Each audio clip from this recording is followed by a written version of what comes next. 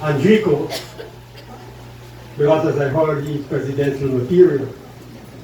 And nowadays, presidential material is the thing that is making the rounds.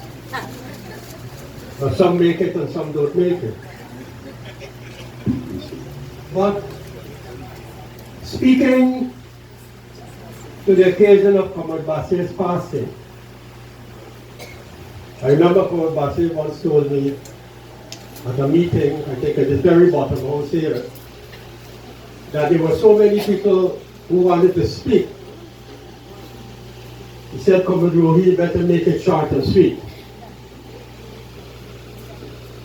So I said, well, you know, it's difficult for politicians to make things short and sweet.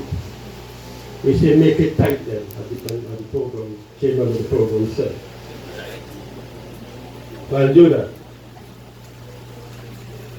I read what I wrote a few days ago.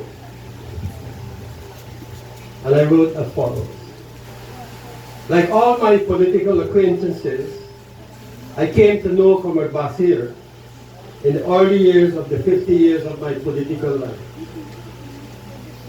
Many a time in my late 20s, I traveled to the Essequibo Coast on party assignments aboard the MV Malali. That steamer would arrive early in the morning and leave about 5 a.m. on, speaking in Guyanese parlance, 4-day morning. Traveling early in the morning on the red, dusty road in a wooden bus with loads of vegetables, fruits, poultry, and greens in jute bags, and large wicker baskets atop the bus that venture ferry selling from Comrade Basir's home at Hampton Court was a journey that had to be undertaken at about 4 a.m. in the morning if you wanted to catch the steamer headed for Parika. Comrade Basir's home was the venue for all kinds of party meetings. His wife Sabra, a staunch party activist and women's champion, was a fantastic host and provider of a neatly prepared guest room with clean pillows and sheets, as well as very simple but tasty dishes. It was Comrade Basir, assisted at the time by Comrades Ali Bash, Ricabio Chaube, Nasib Gafar, Hiral Al-Mohan, Farouk Khan, and many other foot soldiers, too numerous to mention, who made me become acquainted with the villages, the villagers, and their local leaders, and more particularly, the rice farmers, the fishermen, and small shopkeepers throughout the length and breadth of the Essequibo Coast. It was Comrade Basir who first took me to charity on Market Day,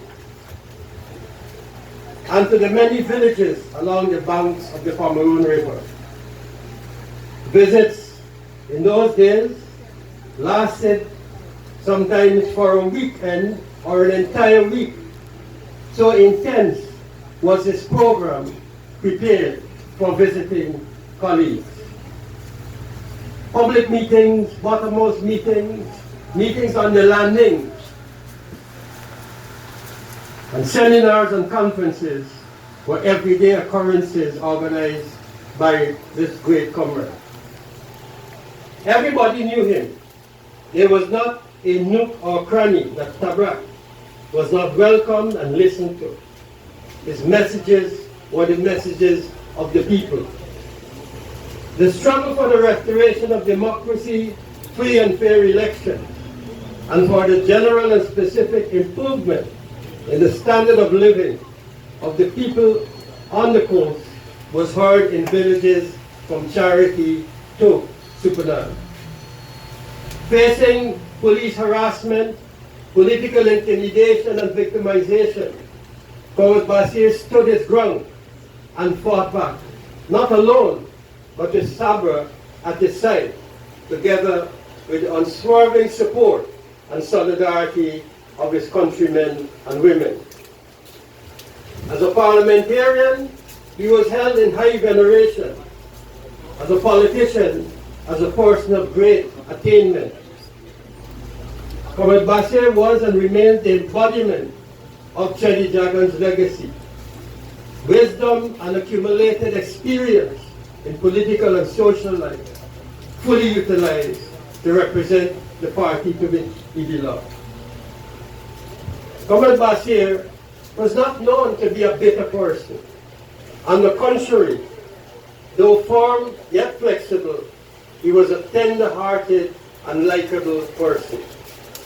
He demonstrated the capacity to sincerely care for people. Comrade Bassir was known to be generally pleasant, cheerful, optimistic, and helpful to all those who shared and did not share his party's policies and ideas. He never wore his heart on the sleeves of his shirt. His love for nature and the environment was demonstrated with the establishment of the Cheddi Jagan Biodiversity Park at Lima Sands on the Essequibo Coast.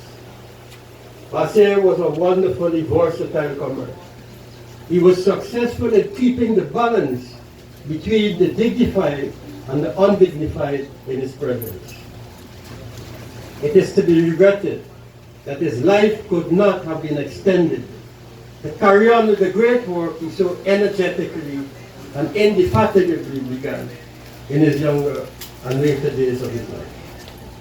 Farewell, my dear, my beloved comrade. Bitterly I mourn your life departed. You return to dust and ashes. With honor, a battle you long started, ending as a hero forever in our memory everlasting. Rest in peace. Thank you.